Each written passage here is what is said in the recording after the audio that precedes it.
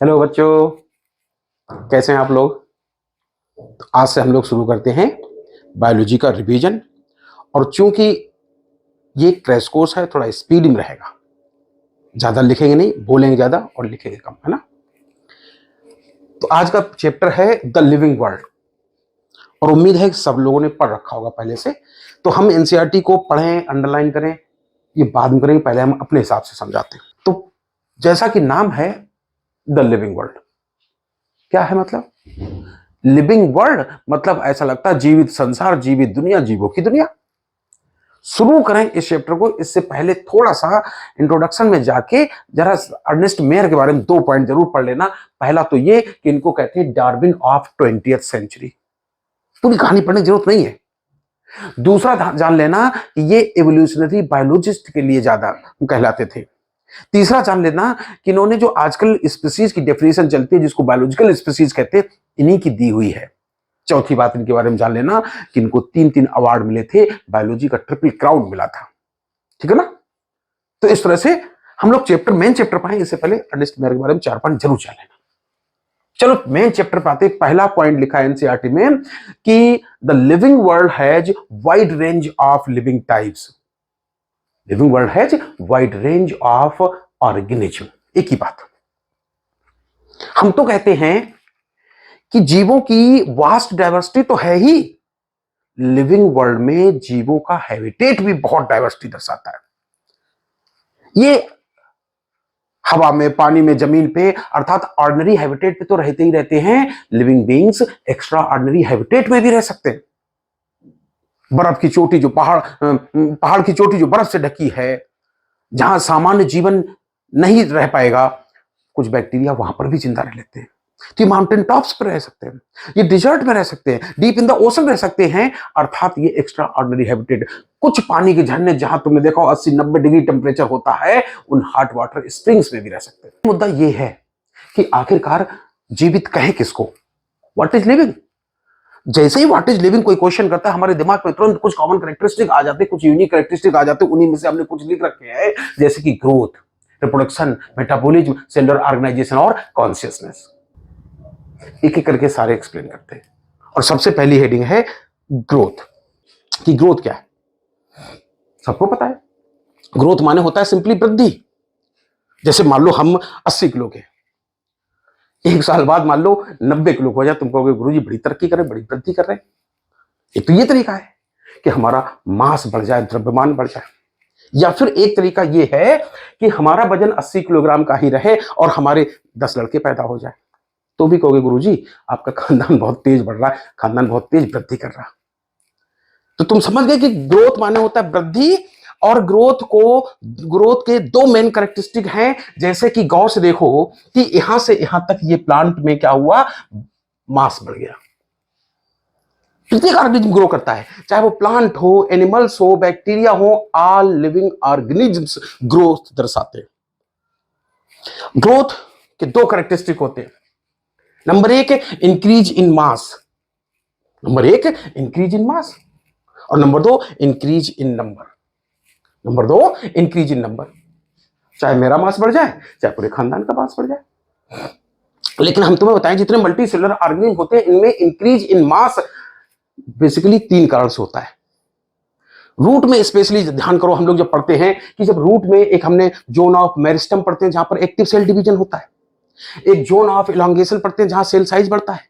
एक zone of maturation पढ़ते हैं। तो हम बताना ये चाहते हैं जो मल्टी सेलुलर ऑर्गेनिज्म होते हैं, इनमें इंक्रीज इन मास 3 कारण हो सकता है, due to cell division, due to cell elongation और due to deposition of intercellular substance.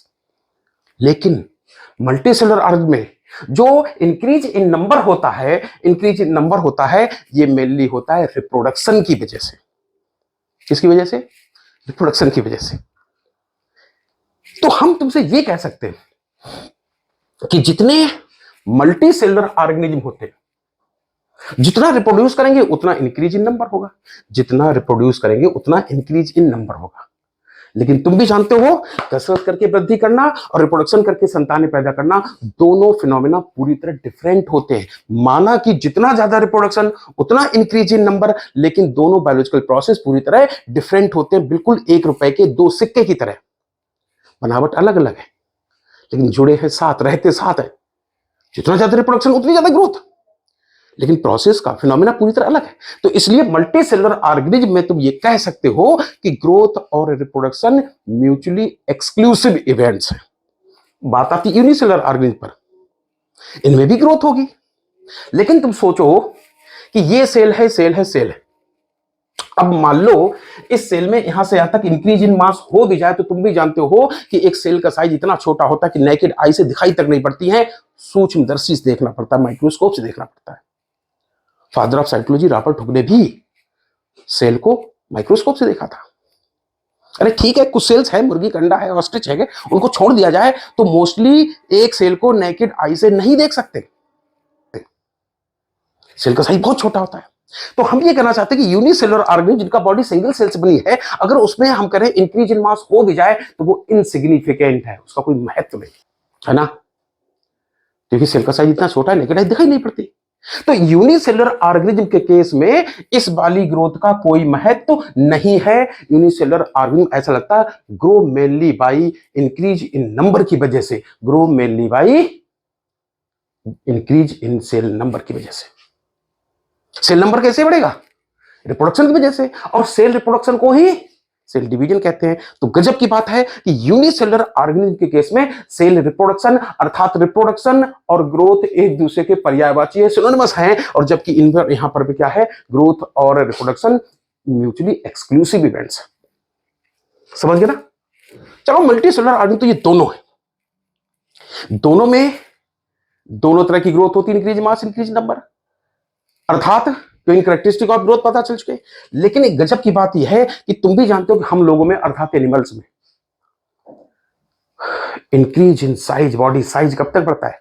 21 साल तक, मैक्सिमम 23 साल तक, अगर इंसान पर बेस्ड बात करें।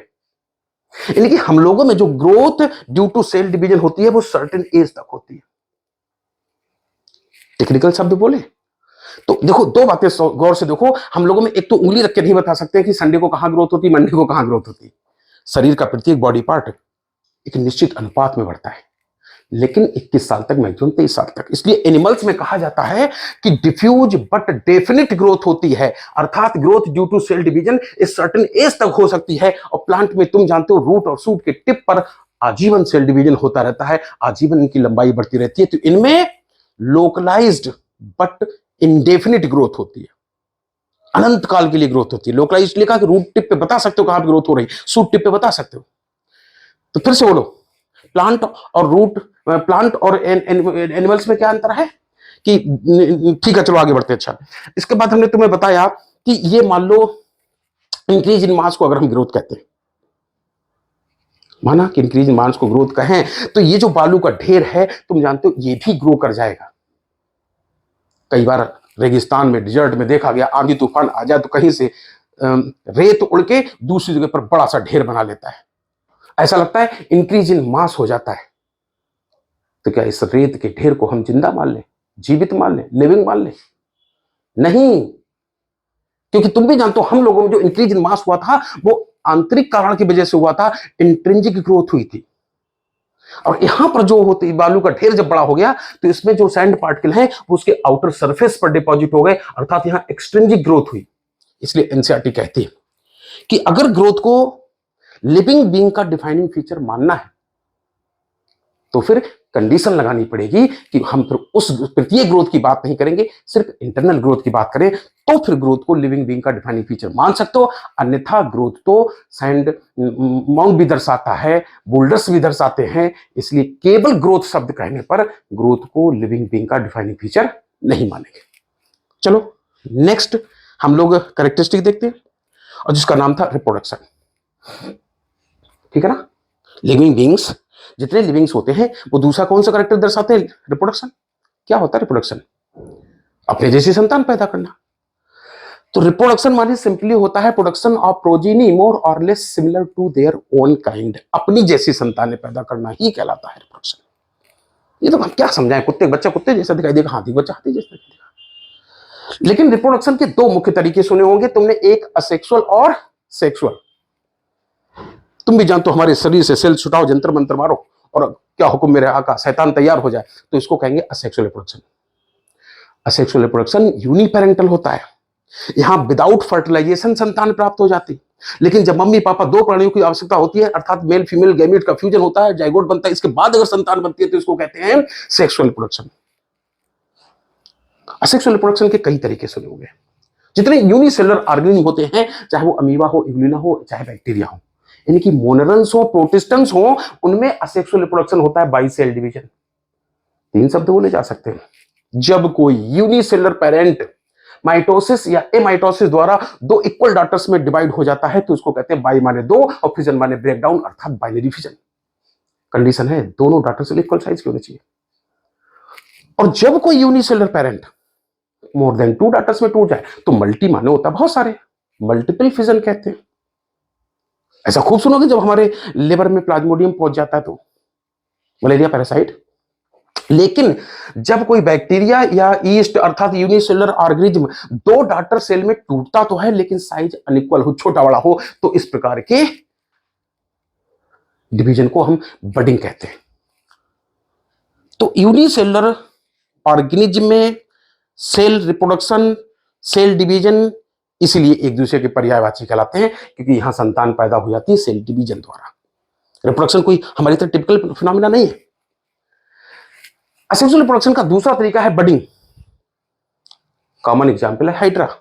बडिंग का एग्जांपल ईस्ट भी है, हाइड्रा भी है। अंतर समझना, वो यूनिसेलुलर होती है, हाइड्रा जब मल्टीसेलुलर होता है।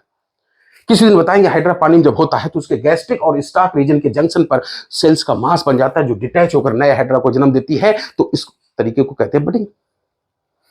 स्पोर्स तुम भी जानते हो, फफूंदी। पानी में भिगो के ब्रेड छोड़ दो, बरसात के दिनों में लेदर के शूज को देखना, काली काली रुई उगाती है, फफूंदी उगाती है, फंगस उगाती है। और इसी के एरियल ब्रांच में चेंबर बनता है जहां साइटोप्लाज्म न्यूक्लियस के साथ छोटे छोटे टुकड़ों में टूट जाता है और इन्हीं यूनिसेलुलर स्ट्रक्चर्स को स्पोर्स कहते हैं। और इस चेंबर को कहते हैं स्पोरेंजिया। जब स्पोरेंजिया रप्चर होती है, स्पोर्स बिखर जाते हैं और बहुत सारे स्पंज को जन्म देते हैं, बहुत सारे फंजाई को जन्म देते हैं। कहा जाता है कि फंजाई कॉस्मोपॉलिटन होते हैं, सर्वव्यापी होते हैं, एवरीवेयर पाए जाते हैं। क्यों? क्योंकि ये मिलियंस स्पोर्स प्रोड्यूस करते हैं जिनका डिस्पर्सल हो जाता है, इसलिए हर जगह पाए जाते हैं। और अगला तरीका है फ्रेगमेंटेशन। और नाम कितना सुंदर, फ्रेगमेंट माने होता है टुकड़ा, अर्थात कोई चीज फिलामेंटस हो और उसके टुकड़े कर दो, प्रत्येक टुकड़े से एक से दो बन जाए, मेथड का नाम होगा फ्रेगमेंटेशन। एक्चुअली एक शब्द होता है रीजनरेशन, री माने पुनः, जनरेट माने बन जाना। बहुत से लिविंग बींग्स में पावर ऑफ रीजनरेशन होती है, पुनः बनने की क्षमता होती है। अच्छा, हम तुमसे ऐसे ही पूछें कि रीजनरेशन की पावर प्लांट्स में ज्यादा होती है एनिमल्स में, तो तुम भी जानते हो कि गुलाब की टहनी काट के गमले में गाड़ दो, नया गुलाब बन जाए। आलू का टुकड़ा जमीन में गाड़ दो, नया आलू बन जाए। गन्ने का टुकड़ा जमीन में गाड़ दो, नया गन्ना बन जाए। इंसान की टांग काट के गमले में गाड़ के देखो क्या होता है। रीजनरेशन की पावर प्लांट्स में ज्यादा होती है एनिमल्स की बजाय। हाँ, एनिमल्स में बात करें तो अलग बात है कि लोअर एनिमल्स में ज्यादा होती है, और जैसे जैसे हायर एनिमल्स की तरफ बढ़ते हैं रीजनरेशन पावर घटती है। हमारे बॉडी के बहुत सारे टिश्यू जिनमें रीजनरेशन पावर पूरी तरह खत्म ही हो गई। नर्वस सिस्टम अलग बात है, स्किन बची है, बोन से बची, लिवर में बची है। तो हम तुमसे बताना चाहते हैं पावर ऑफ रीजनरेशन की वजह से कुछ प्लांट और लोअर एनिमल्स अभी भी प्रत्येक फ्रेगमेंट से एक से दो बन जाते हैं, अर्थात फ्रेगमेंटेशन द्वारा मल्टीप्लाई कर लेते हैं। बड़ा सुंदर नाम है एक एनिमल का, प्लैनेरिया। फाइलम प्लेटीहेल्मिन्थीज का मेंबर है। और जब हम पढ़ते थे सीपीएमटी के जमाने के, तब कहा जाता था कि चाकू की धार के नीचे जिंदा है, जैसे मूली की तरह चाकू से इसको चाहे जितना काटो, एक टुकड़े से एक से दो बन जाएगा प्लैनेरिया। चाकू की धार के नीचे प्लैनेरिया, तो इसमें ट्रू रीजनरेशन पावर पाई जाती है। इसी तरह फंगल, तुम जानते हो फंजाइज होते हैं, इनका भी धागा होता है जिसको हम लोग कहते हैं क्या, हाइफी। फिलामेंटस एल्गी जैसे यूलोथ्रिक्स स्पाइरो वगैरह का नाम याद आया होगा। मॉस का प्रोटोनीमा याद आया, प्रो माने प्रिमिटिव, नीमा माने धागा। तो इस तरह से बहुत से लिविंग बीइंग्स असेक्सुअल रिप्रोडक्शन भांत भांत तरीके से करते हैं। हालांकि ये अलग बात है कि जब हम लिविंग और नॉन लिविंग को डिफाइन करते हैं तो हमें ज्यादा फोकस करना पड़ता है सेक्सुअल रिप्रोडक्शन पे। ठीक, तो बात ये चल रही थी कि जितने लिविंग बीइंग्स होते हैं ग्रोथ दर्शाते हैं, जितने लिविंग बीइंग होते हैं प्रोजीनी प्रोड्यूस कर लेते हैं। रिप्रोडक्शन दर्शाना लिविंग बीइंग का लक्षण है। लेकिन क्या होगा अगर हम खच्चर की बात करें, म्यूल्स, हनी बी में ड्रोन्स की बात करें, और कई बार अपने मोहल्ले में भी कुछ शादीशुदा लोग ऐसे मिल ही जाते हैं जिनके शादी के बाद भी बच्चे पैदा नहीं हो रहे। तो म्यूल्स हो, चाहे हनीबी के ड्रोन्स हो, और चाहे मैरिड कपल्स हो जो तुम्हारे मोहल्ले के हैं, अगर उनमें बच्चे पैदा नहीं हो रहे हैं, मतलब रिप्रोडक्शन नहीं हो पा रहा है, तो क्या उनको निर्जीव कह दोगे क्या? तो क्या सिर्फ और सिर्फ रिप्रोडक्शन के दम पे, प्रोडक्शन ऑफ प्रोजीनी के दम पे ये डिसीजन ले सकते क्या कि कौन लिविंग है कौन नॉन लिविंग है? नहीं ले सकते। मतलब रिप्रोडक्शन को लिविंग बीइंग का डिफाइनिंग फीचर नहीं माना जाता है। समझ पाना? ठीक है भाई, नेक्स्ट हम लोग देखते हैं। जितने भी लिविंग बीइंग्स थे वो एक और कैरेक्टरिस्टिक दर्शाते हैं जिसका नाम है मेटाबॉलिज्म। क्या होता है मेटाबॉलिज्म? देखो, हमने थोड़ा सा डाइजेस्टिव सिस्टम का और सारा लिवर और सेल का डायग्राम बना रखा है, और ध्यान करो जब डाइजेस्टिव सिस्टम में हम लोग पढ़ते हैं, वैसे तुमने ऐसे ही सुना होगा, गांव में कोई खत्म हो जाता है तो लोग कहते हैं मिट्टी के साथ जा रहे हैं। घाट तक जाते हैं, जब दफन करने जाते हैं तो कहते हैं मिट्टी के साथ जा रहे हैं। इस शरीर का केमिकल कंपोजिशन और सॉइल का केमिकल कंपोजिशन एक समान होता है। हम लोग मिनरल्स के ही, केमिकल्स के ही बने होते हैं। तो समझाना ये चाहते हैं कि जैसे हम लोग खाना खाते हो, तुम भी जानते हो कि हमारा शरीर केमिकल्स का बना होता है, और वो केमिकल्स कई प्रकार के होते हैं। जैसे हम लोग खाना खाते हैं तो भोजन के रूप में 7 कंपोनेंट इस्तेमाल करते हैं, और ये जो केमिकल्स होते हैं कई तरीके से क्लासिफाई करते हैं नेचर के आधार पर। इन्हीं में से कुछ को हम लोग कहते हैं carbohydrate, fat, protein, nucleic acid, water, vitamin और मिनरल्स। कई तरीके से क्लासिफाई करते हैं। इनका हमारे शरीर में फंक्शन क्या है, इसके आधार पर हम किसी किसी को कहते हैं फ्यूल सब्सटेंस। एनर्जी के लिए हमारा शरीर सबसे पहले कार्बोहाइड्रेट का इस्तेमाल करता है, लेकिन आवश्यकता से अधिक एनर्जी को फैट के रूप में हमारा शरीर इस्तेमाल कर लेता है। आवश्यकता से अधिक एनर्जी को रिजर्व के रूप में इस्तेमाल कर लेता है, इसलिए फैट को कहते हैं रिजर्व सब्सटेंस। जिम करने जाओ, प्रोटीन के पाउडर खिलाते हैं, बॉडी बिल्डअप के लिए जरूरी होती है प्रोटीन, बिल्डिंग सब्सटेंस कहते हैं। और माँ बाप के कैरेक्टर को संतान में कौन ले जाता है? डीएनए, आरएनए, हेरिडिटरी सब्सटेंस कहते हैं। लेकिन वाटर, विटामिन, मिनरल्स, ये 3 चीजें ऐसी होती हैं जो ऊपर की 4 चीजें शरीर में सही तरीके से इस्तेमाल हो, मेटाबोलाइज हो, इसलिए आवश्यक होती है। इसलिए वाटर, विटामिन, मिनरल्स को मेटाबॉलिक रेगुलेटर्स कहते हैं। चलो अच्छा, कार्बोहाइड्रेट पर आधारित थोड़ी सी बात बताते हैं। जैसे ही ग्लूकोज हमारे शरीर में जाता है, लिवर डिसीजन लेता है, वो पहले तो ब्लड में एक normal blood sugar level maintain करने की कोशिश करता है। बहुत ग्लूकोज आ जाए तो वो किसी में बदल के रख लेता है, उसको कहते हैं ग्लाइकोजन। इससे भी ज्यादा कार्बोहाइड्रेट आए तो वो किसी और में बदल के रख लेता है, जिसको कहते हैं फैट। अब मान लो तुमने व्रत रख लिया, तो इसी ग्लाइकोजन को तोड़ के लिवर वापस ब्लड में भेज देता है, क्योंकि वो ब्लड शुगर लेवल मेंटेन करने की कोशिश करता है। मान लो तुम 4, 5, 6 दिन से भूख हड़ताल पे बैठे हो जंतर मंतर पे, तो हमारे शरीर का फैट गलने लगता है, फैट को वो ग्लूकोज में बदल लेता है ना? चलो ग्लूकोज देखें आगे क्या होता है। मान लो ये ग्लूकोज सेल के अंदर पहुंच गया, तो तुम भी जाते हो 10 स्टेप की चेन रिएक्शन होती है, जिसको कहते हैं ग्लाइकोलिसिस, जिसके फलस्वरूप ग्लूकोज चेंज होता है पायरुविक एसिड में। पायरुविक एसिड गया माइटोकॉन्ड्रिया के अंदर, बदल गया एसिटिल को एंजाइम ए में, और वो किसी साइक्लिक प्रोसेस में भाग लेता है, जिसको कहते हैं क्रेब साइकिल, जिसके फलस्वरूप कहीं कहीं पर हाइड्रोजन निकलते हैं। उन हाइड्रोजन को इलेक्ट्रॉन ट्रांसपोर्ट सिस्टम में पहुंचने के बाद बदल लेते हैं एटीपी में। तो वो तो जब हम सेलुलर रेस्पिरेशन पढ़ाएंगे तब बताएंगे कि कहां पर 8 एटीपी निकलते हैं, कहां पर 6 निकलते हैं, कहां पर 24 निकलते हैं। अभी नहीं, अभी सिर्फ इतना लग गया कि एक क्रेब साइकिल चले तो 12 एटीपी, 2 चलती तो 24, 6 यहां पर निकलेंगे, 8 यहां पर निकलेंगे। अभी ये समझाने का टाइम नहीं है। तो बताना हम ये चाहते हैं कि हमारा शरीर केमिकल्स का बना होता है। ये केमिकल्स कई तरीके से क्लासिफाई कर किए जाते हैं। नेचर के आधार पर अलग नाम लिए जाते हैं, फंक्शन के आधार पर अलग नाम लिए जाते हैं, साइज के अनुसार पर ये बिग मॉलिक्यूल अर्थात पॉलीमर हो सकते हैं, ये स्मॉल मॉलिक्यूल अर्थात माइक्रो मॉलिक्यूल हो सकते हैं। और ये जितने भी मॉलिक्यूल होते हैं वो सदा पहले से दूसरे, दूसरे से पहले में, पहले से तीसरे, तीसरे में हमेशा एक दूसरे में कन्वर्ट होते रहते हैं। इस तरह से हमारे शरीर में थाउजेंड्स रिएक्शन चलती रहती है इंटर कन्वर्जन वाली, और इन्हीं sum total of all the reactions को मिला के हम लोग कहते हैं मेटाबॉलिज्म, जिसका सबसे बड़ा उद्देश्य होता है ये प्रोड्यूस करना, एनर्जी प्रोड्यूस करना। और तुम भी जानते हो जब तक इस खिलौने में बैटरी है तब तक खिलौना डांस करेगा, बैटरी डिस्चार्ज, खिलौना चलना बंद हो जाएगा। लॉस ऑफ एनर्जी को डेथ कहते हैं। तो हम तुम्हें ये बताना चाहते हैं कि मेटाबॉलिज्म, इनकी sum total of all these reactions is called metabolism. उद्देश्य एनर्जी बनाना, लाइफ बनाना। इसका मतलब क्या हुआ कि जिसके अंदर मेटाबॉलिज्म है, ऐसा कोई ऑर्गेनाइजेशन ऐसी कोई एंटिटी, ऐसी कोई थिंग जिसके अंदर इस तरह की रिएक्शंस का जाल चलता है, जिसके फलस्वरूप एनर्जी चलती, गारंटीड वो जिंदा होगा। इसलिए without any exception, which one is the defining feature of living beings? कहोगे मेटाबॉलिज्म।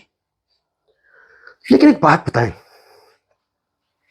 मान लो ये टेस्ट ट्यूब है, केमिस्ट्री की लैब में देखा होगा, और हो सकता है हमने यहां किसी तरह से यहां ग्लाइकोलिसिस का पहला स्टेप कर लिया, ग्लूकोज को ग्लूकोज 6 फॉस्फेट में बदल लिया। तो क्या इस सेल फ्री मीडियम में, आउटसाइड द सेल अर्थात बायोलॉजी की लैब में अर्थात टेस्ट ट्यूब में, अगर हमने ग्लूकोज को ग्लूकोज 6 फॉस्फेट में बदला है, तो इस रिएक्शन को लिविंग कहेंगे?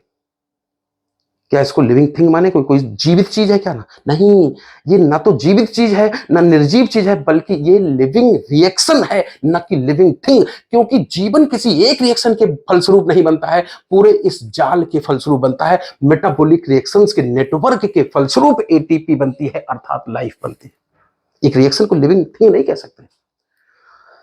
तो समझ गए सब लोग कि मेटाबॉलिज्म क्या है? एक मिनट की बात फिर से बोलना कि हमारा शरीर किसका बना है? केमिकल्स का। केमिकल्स को एक ही तरीके से क्लासिफाई करते हैं, बहुत सारे तरीके से क्लासिफाई करते हैं, उनके नेचर के आधार पर, उनके फंक्शन के आधार पर, उनके साइज के आधार पर। क्या हमेशा स्थिर रहते हैं कि एक दूसरे में कन्वर्ट होते रहते हैं? इंटर कन्वर्जन चलता रहता है। एक दो रिएक्शन होती है, थाउजेंड्स रिएक्शन होती है, हजारों रिएक्शन चलती रहती है। इन्हीं sum total of all reactions को मिलाकर क्या कहते हैं? मेटाबॉलिज्म कहते हैं, जिसका उद्देश्य क्या होता है? एनर्जी बनाना, और अब विदाउट एनी एक्सेप्शन। इसीलिए मेटाबॉलिज्म को माना जाता है डिफाइनिंग फीचर ऑफ। और सेल फ्री मीडियम में अगर एक आइसोलेटेड रिएक्शन कराई गई तो ना तो लिविंग थिंग है, वो चीज नहीं है, एक रिएक्शन है, लिविंग रिएक्शन है, कोई एंटिटी थोड़ी है। तो इस तरह से ग्रोथ की बात हम लोग कर चुके, रिप्रोडक्शन की बात कर चुके, और मेटाबॉलिज्म की बात कर रहे हैं। अगला है लिविंग बीइंग्स एक और कैरेक्टरिस्टिक दर्शाते हैं जिसका नाम है सेलुलर ऑर्गेनाइजेशन। ठीक है, क्या होता है सेलुलर ऑर्गेनाइजेशन? केमिस्ट्री में खूब पढ़ा होगा। इलेक्ट्रॉन, प्रोटॉन, न्यूट्रॉन मिल जाए तो क्या बनता है? एटम। बहुत सारे एटम्स मिल जाए तो मॉलिक्यूल्स, बहुत ज्यादा मॉलिक्यूल्स मिल जाए तो कंपाउंड, कंपाउंड मिल जाए तो मिक्सचर, मिक्सचर मिल जाए तो सेल ऑर्गेनेल या प्रोटोप्लाज्म या साइटोप्लाज्म। और सेल ऑर्गेनेल प्लस साइटोप्लाज्म बराबर बन जाती है सेल। अलग बात है कि फिर टिश्यू, ऑर्गन, ऑर्गन सिस्टम और ऑर्गेनिज्म बनते हैं। और तुम भी जानते हो कि एक सेल वो सारे कैरेक्टर दर्शाती है जो हम दर्शाते हैं। पहले बात तो जानो कि सेल थ्योरी कहती है कि all living beings are made up of cell और सेल प्रोडक्ट। प्रत्येक जीव सेल या सेल प्रोडक्ट का बना होता है, चाहे वो यूनिसेलर हो चाहे मल्टी सेलर हो। अमीबा भी सेल का बना तो इंसान भी सेल का बना, इसलिए सेल को जीवन का आधार माना जाता है, बेसिक यूनिट ऑफ लाइफ माना जाता है। एक बात, इसलिए सेल को स्ट्रक्चरल यूनिट ऑफ लाइफ भी माना जाता है। दूसरी बात, सेल एक कोश का हर वो काम कर सकते हैं जो इतना बड़ा जीव कर सकता है। अगर हम चल फिर लेते हैं तो अमीबा भी लोकोमोशन करता है, हम डाइजेशन करते हैं, अमीबा भी डाइजेशन करता है, रिस्पिरेशन करता है, लोकोमोशन करता है, रिप्रोडक्शन करता है, एक्सक्रीशन करता है। All the essential activities of life perform कर लेती है अकेली एक सेल। जो काम इतना बड़ा लिविंग बीइंग्स करता है वो काम एक सेल कर सकती है। तो सेल को जीवन की सबसे छोटी इकाई भी कहा जा सकता है, फंक्शनल यूनिट ऑफ लाइफ भी कह सकते हो, स्ट्रक्चरल यूनिट ऑफ लाइफ भी कह सकते हो। और सारे जीव सेल के बने हैं, जीवन का आधार ही सेल है, बेसिक यूनिट ऑफ लाइफ कहते हो। उल्टा बोल दे क्या? तो ऐसी कोई भी चीज जो सेल से छोटी है, any structure less than cell, जैसे मान लो सेल ऑर्गेनेल है, अकेले साइटोप्लाज्म है, तो कहा जाता है ऐसी कोई भी चीज जो सेल से छोटी है वो all the essential activities of life perform नहीं कर सकती। चाहे वो माइटोकॉन्ड्रिया ही क्यों ना हो, क्लोरोप्लास्ट ही क्यों ना हो, अगर इनको सेल से बाहर निकाल दोगे तो ये लोकोमोशन, डाइजेशन, रेस्पिरेशन सारी एक्टिविटीज नहीं कर पाएंगे। इसलिए ध्यान करो, माइटोकॉन्ड्रिया, क्लोरोप्लास्ट तक को भी हम लोग ऑटोनोमिक सेल ऑर्गेनेल नहीं कहते, सेमी ऑटोनोमिक कहते हैं। केवल और केवल साइटोप्लाज्म हो, माना कि इसको सेंट्रल एरिना ऑफ मेटाबॉलिज्म कहते हैं, बावजूद इसके ये जीवन की सारी एक्टिविटीज परफॉर्म नहीं कर पाएगा। तो क्या समझे? सेलुलर ऑर्गेनाइजेशन अर्थात ये सेल, ये भी डिफाइनिंग फीचर है लिविंग बीइंग्स का। तो अभी तक डिफाइनिंग फीचर ने कितना बोला? मेटाबॉलिज्म को बोला। डिफाइनिंग फीचर किसको बोला? सेलुलर ऑर्गेनाइजेशन को बोला। बात समझ पाना? तो नेक्स्ट कैरेक्टरिस्टिक है कॉन्शियसनेस। क्या होता है कॉन्शियसनेस? कॉन्शियसनेस माने होता है चेतना। चेतना कहते पिए पड़े, अचेत हैं, बेहोश हैं। कॉन्शियसनेस माने चेतना। चेतना मतलब होता है एबिलिटी टू सेंस सराउंडिंग, अपने वातावरण में होने वाले परिवर्तन को महसूस कर लेना और बदले में रिस्पॉन्स देना ही कहलाता है कॉन्शियसनेस। देखो वातावरण में जो भी चेंजेस होते हैं उनको तो कहते हैं स्टिमुलस, बहुवचन स्टिमुलाई, वो फिजिकल हो, केमिकल हो, बायोलॉजिकल हो, इससे फर्क नहीं पड़ता है। और जितने हायर एनिमल्स होते हैं वो इन सेंसेशन को अपने सेंस ऑर्गन से महसूस करते हैं। जैसे लाइट में होने वाले चेंजेस को हम लोग आंख से, साउंड में होने वाले चेंजेस को कान से महसूस करते हैं। लेकिन इस बात सोचो कि जो प्लांट हैं, लोअर एनिमल्स हैं या बैक्टीरिया, इनके तो सेंस ऑर्गन नहीं होते। तो क्या इनमें अपने इन्वायरमेंट में होने वाले चेंजेस को महसूस करने की क्षमता है कि नहीं है? है। ऑल द लिविंग ऑर्गेनिजम्स में कॉन्शियसनेस पाई जाती है। इसका हम तुम्हें बहुत सारे सबूत देते हैं। जैसे जैसे हम तुमसे कहेंगे कि सोचो ये प्लांट है, मान लो हमने सूरजमुखी का पौधा बनाया है। तुम भी जानते हो सुबह सुबह जब पूरब की तरफ सूरज निकलते हैं तो सूरजमुखी के पौधे का फूल पूरब की तरफ होता है। दोपहर में आसमान की तरफ होता है, वो आसमान पे आ जाते सूरज देवता तो ऊपर की तरफ होता है, और शाम को पश्चिम की तरफ होता है। इसका क्या मतलब है कि ये जो फोटोट्रॉपिज्म दर्शाता है, लाइट के अकॉर्डिंग अपना मूवमेंट दर्शाता है। तो लाइट तो चेतना है। अरे भाई, बैक्टीरिया में भी कॉन्शियसनेस पाई जाती है। तो प्लांट में सिर्फ लाइट के लिए नहीं पाई जाती, तमाम हम लोग इकोलॉजी में पूरा एबायोटिक फैक्टर पढ़ते हैं कि इनमें लाइट के लिए, टेम्परेचर के लिए, रेन के लिए, विंड वेलोसिटी के लिए, पॉल्यूशन के लिए, पॉल्यूटेंट के लिए, तमाम के लिए कॉन्शियसनेस पाई जाती है। साथ ही साथ जैसे बैक्टीरिया है, ये तो सिंगल सेल के बने हैं। मजे की बात है, इनमें भी कॉन्शियसनेस होती है। सबूत दे क्या? ध्यान करो, जब हम लोग फोटोसिंथेसिस पढ़ते थे, इमर्जन एक्सपेरिमेंट पढ़ते थे, वहां पर उन्होंने क्या किया कि कांच की एक स्लाइड ली, उस पर कोई ग्रीन एल्गी लिटाया और स्लाइड के कॉर्नर पर एक एरोबिक बैक्टीरिया रख दिए बहुत सारे। फिर उन्होंने जब बिब्ग्योर डाली, व्हाइट लाइट को किसी स्क्रीन से उन्होंने स्प्लिट किया था, गैनाउंस स्क्रीन थी, तो जब उन्होंने उस लाइट को बिब्ग्योर करके डाला तो देखा क्या कि जहां पर रेड लाइट पड़ रही थी वहां पर बहुत सारे बैक्टीरिया पाए जाते, ब्लू वाले जगह पर भी पाए जाते थे, लेकिन ग्रीन वाले पर लीस्ट बैक्टीरिया थे। ऐसा क्यों था? बेसिकली जहां पर रेड लाइट पड़ रही थी वहां बहुत ज्यादा फोटोसिंथेसिस हुआ, बहुत ज्यादा ऑक्सीजन इवॉल्व हुई। चूंकि बैक्टीरिया एरोबिक रेस्पिरेशन करते थे, जहां पर लाइट ऑक्सीजन ज्यादा निकली उधर ही मूव कर गए, कीमोट्रॉपिक मूवमेंट की वजह से। इसका मतलब ऑक्सीजन के प्रति चेतना है। हमने क्लास में भी देखा है, गर्मियों के दिन हो और क्लास में एसी ना चले, सिर्फ पंखा चले, तो बच्चे धीरे धीरे उस रही खिसकते चले जाते हैं जिधर पंखा की हवा आती है, अर्थात रिसोर्स की तरफ हम लोग मूवमेंट करने लगते हैं ना। तो इस तरह से इनमें चेतना है। क्या तुम्हें समझाएं? सभी में कॉन्शियसनेस पाई जाती है। हाँ, ये अलग बात है कि नहा धो के बाल बनाते हैं, दाढ़ी बनाते हैं, शेविंग करते हैं, लिपस्टिक लगाते हैं, सिर्फ हम लोग। सजने संवरने की क्षमता अर्थात सेल्फ कॉन्शियसनेस सिर्फ ह्यूमन में पाई जाती है। कॉन्शियसनेस तो ऑल लिविंग ऑर्गेनिज्म में पाई जाती है ना। साथ ही साथ हम तुम्हें बताते हैं, अब चलो एक केस बताते हैं। मान लो कोई इंसान है, कोमा में चला गया। कोमा किसको कहते हैं? जब तुम डॉक्टर बनोगे तो तुम्हें बताया जाएगा कि 3 सिस्टम अगर काम करना बंद कर दें, रिस्पिरेटरी सिस्टम, गांव में भी ऐसे होता है, किसी की सांसें ना मिले कहते अरे मर गया क्या, रिस्पिरेटरी सिस्टम काम करना बंद कर दे। तुरंत डॉक्टर आते हैं, उसका स्टेथोस्कोप लगा के धड़कन देखते, नब्ज देखते ना, धड़कन ना मिले, पल्स ना मिले, समझते मर गया लगता है। अर्थात failure of respiratory system, failure of circulatory system. और तीसरा सिस्टम होता है, तुम कभी देखना गौर से, जब कोई मर जाता है या कंडीशन खराब होती है तो डॉक्टर साहब आते हैं, उसकी आंख में आईलिड खोल के टार्च मारते हैं। क्या देखते हैं? प्यूपिल का साइज देखते हैं। अगर प्यूपिल का साइज छोटा बड़ा हो रहा है तो वो मान लेते हैं अभी नर्वस सिस्टम डेड नहीं हुआ। अगर प्यूपिल का साइज चेंज होना बंद हो जाए तो समझ जाते हैं नर्वस सिस्टम गया। तो failure of respiratory system, circulatory system और नर्वस सिस्टम, तीनों सिस्टम काम करना बंद कर दे तो डॉक्टर उसको डेड घोषित कर सकता है। सवाल कुछ ऐसा ही है कि एक मरीज कोमा में चला गया, उसका रिस्पिरेटरी सिस्टम ऐसे काम नहीं कर रहा, मशीन से काम करवाया जा रहा, सर्कुलेटरी सिस्टम को मशीन से काम करवाया जा रहा, नर्वस सिस्टम की मशीन से काम करवाया जा रहा। क्या बोले उसको, लिविंग कि नॉन लिविंग? तो हम तो मानते हैं उसको लिविंग बोलो। पहले तो सोच के देखो, कई बार एक्सीडेंट हो जाता है। तुमने मुन्ना भाई एमबीबीएस पिक्चर भी देखी थी, आनंद भाई कोमा में थे, क्या हुआ, मरे थे कि बाद में जिंदा हो गए, टहलने लगे थे। भाई अगर कोई कोमा में है तो हम तो उसको लिविंग मानेंगे।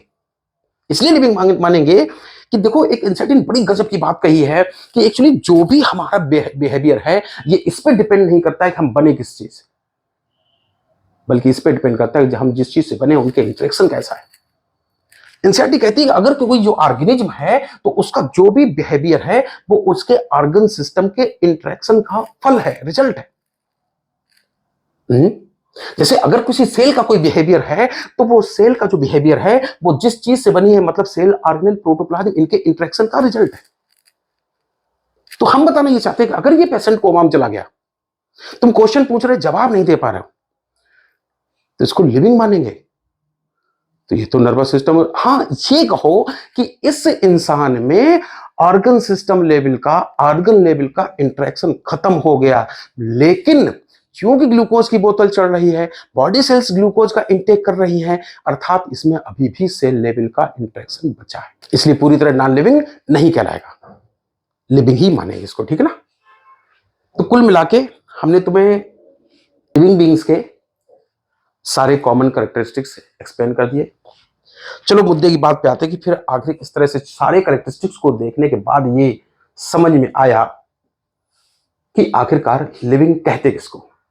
तो याद रहे कि ऐसे तो तमाम कैरेक्टरिस्टिक पढ़ाए थे, growth, reproduction, metabolism, consciousness, cellular organization, लेकिन जो ग्रोथ और रिप्रोडक्शन है इनको डिफाइनिंग फीचर नहीं माना जाता है, और बाकी मेटाबॉलिज्म, सेलुलर ऑर्गेनाइजेशन और कॉन्शियसनेस, इन तीनों को डिफाइनिंग फीचर माना जाता है। जो ये तीन लक्षण दर्शाते हैं वही चीजें लिविंग मानी जाती हैं।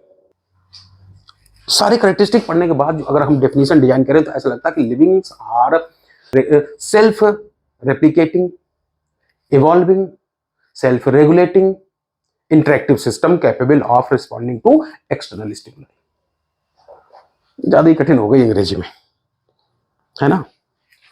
और बायोलॉजी क्या है? इन्हीं लिविंग ऑर्गेनिजम्स का अध्ययन करने वाली साइंस को कहते हैं। तो बायोलॉजी कुछ नहीं है, biology is the story of life form, biology is the study of life form and living process. इतना ही नहीं, इस पृथ्वी पर कौन पहले बना, उसके बाद कौन कैसे बना, उसके बाद कौन कैसे बना या बनेगा, ये भी बायोलॉजी में ही पढ़ा जाता है। तो biology is the story of life form, साथ साथ कह सकते हो biology is the story of evolution of life form. इसलिए हमने ऐसा कहा स्टोरी ऑफ इवोल्यूशन, क्योंकि जितने भी बायोस हैं, जितने भी जीव हैं, सब एक दूसरे के रिलेटिव है। सब जो है, चाहे वो पास्ट के हो, प्रेजेंट को, फ्यूचर हो, सभी में वही जेनेटिक मटेरियल होता है, डीएनए आरएनए होता है। सब जेनेटिक मटेरियल को शेयर करते हैं। ये अलग बात है कि सभी में एक समान, बिल्कुल एग्जैक्ट एक समान, बिल्कुल बराबर क्वांटिटी में नहीं होता है। जो जेनेटिक मटेरियल होता है वो वेरी करता रहता है, लेकिन सभी में एक से दूसरे में ऐसे जेनेटिक मटेरियल जाता रहता है, इसलिए सब एक दूसरे के रिलेटिव्स हैं। इनमें आपस में वर्टिकल रिलेशन भी होता है, इनमें आपस में हॉरिजॉन्टल रिलेशन भी होता है। तो आज अभी हम लोग थोड़ा सा एक ब्रेक लेते हैं और फिर नेक्स्ट हेडिंग पढ़ेंगे बायोडाइवर्सिटी क्या होती है। ठीक है।